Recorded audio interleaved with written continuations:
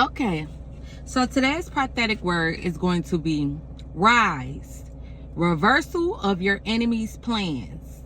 Rise, reversal of your enemy's plans. I see. Okay, so first I'm going to start out and I'm going to be reading some of Esther chapter 3. Okay. But before I begin reading some of Esther chapter 3, I see, I'll give you a little bit of context of where we are and what's going on. So we can keep up with so we can keep up with where we are and what's going on. So here we have it in Esther chapter 3. Haman the Agagite, the son of Hammedatha, is an enemy of the Jews. Now Esther and her people are Jews. Haman is an enemy of the Jews, but he's an Agagite. So Haman the Agagite, the son of Hammedatha, is an enemy of the Jews, and he has made a decree. So a decree is a law. He has made a decree. He has sent out a law to have all the Jews annihilated and killed. So because Haman is the enemy of the Jews, he wants all the Jews wiped out. He wants them all killed. And I'm going to read that in Esther chapter 3, verses 12 through 15. And it says, "Then the king's scribes were summoned on the 13th day of the first month, and an edict according to all that Haman commanded was written to the king's satraps and to the governors over all the provinces, and to the officials of all the peoples, to every province in its own script, and every people in its own language. It was written in the name of King Ahasuerus and sealed with the king's signet ring. Letters were sent by couriers to all the king provinces with instruction to destroy, to kill, and to annihilate all Jews, young and old, women and children, in one day, the 13th day of the 12th month, which is the month of Adar, and to plunder their goods. A copy of the document was to be issued as a decree in every province by proclamation to all the peoples to be ready for that day. The couriers went out hurriedly by order of the king, and the decree was issued in Susa, the citadel.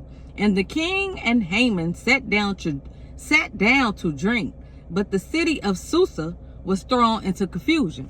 So here we have it here.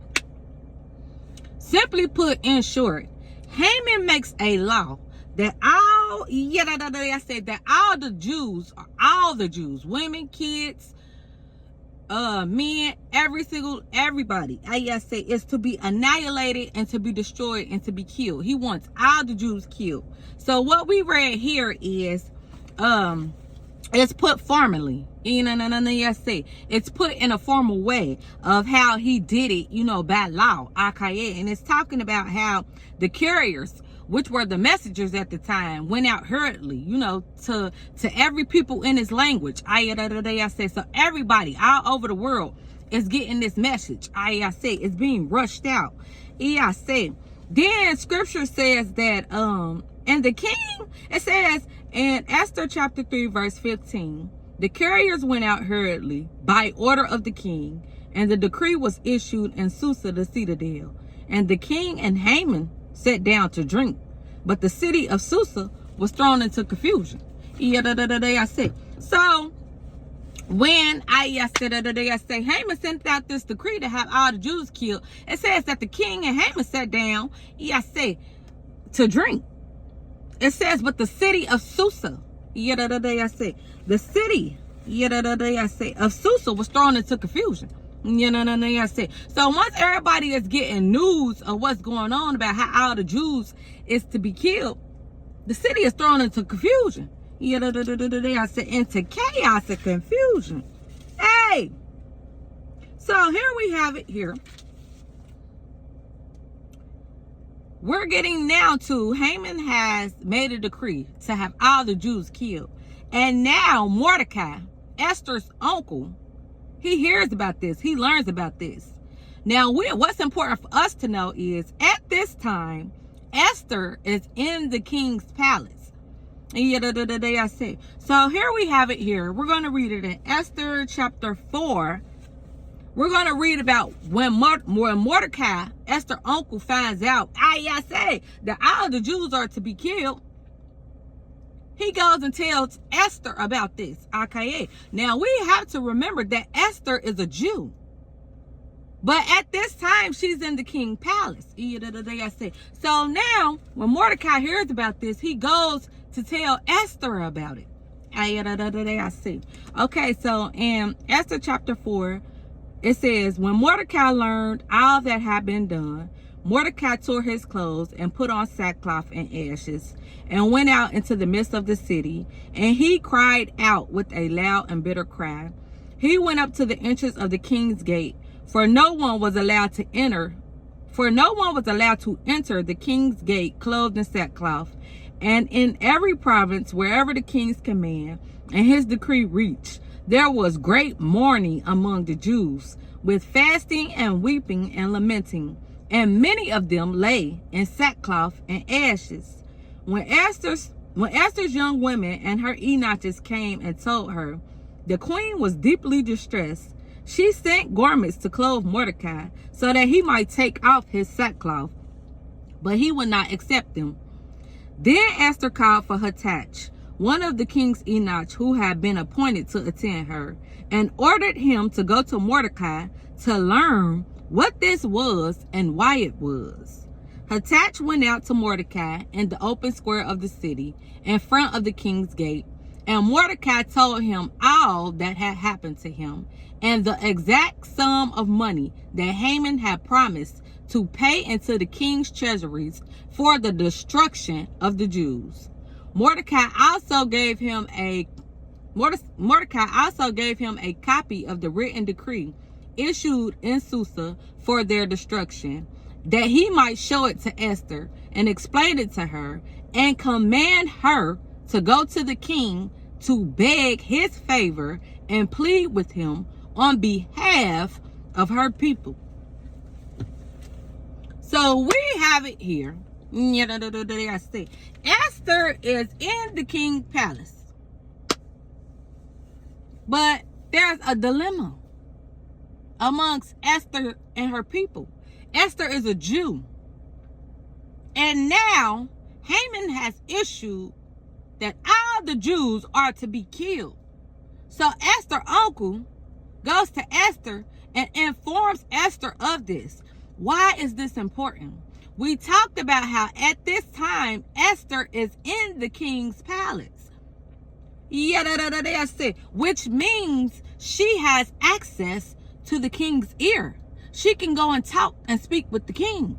So the reason why Mordecai went to go tell Esther, it says in Esther chapter 4 verse 8, Mordecai also gave him a copy of the written decree issued in Susa for their destruction, that he might show it to Esther and explain it to her and command her to go to the king to beg his favor and plead with him on behalf of her people. So Esther is now positioned to go before the king and to plead, to beg of his favor, to save her people.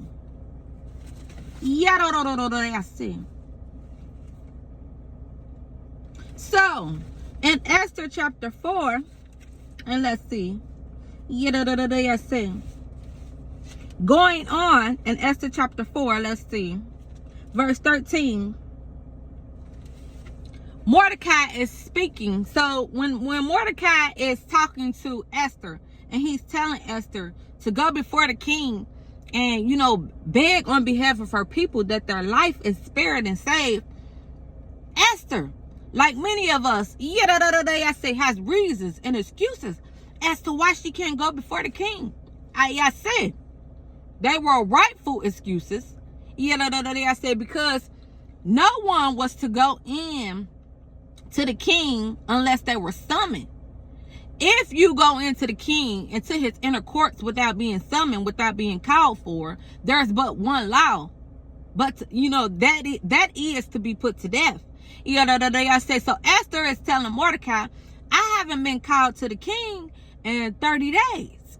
I say, so she's saying in so many words, and she just can't go into the king. But in Esther chapter 4, verse 13, Mordecai's response is a strong response. He says, then Mordecai told them to reply to Esther, do not think to yourself that in the king's palace you will escape any more than all the other Jews. For if you keep silent at this time, relief and deliverance will rise for the Jews from another place, but you and your father's house will perish.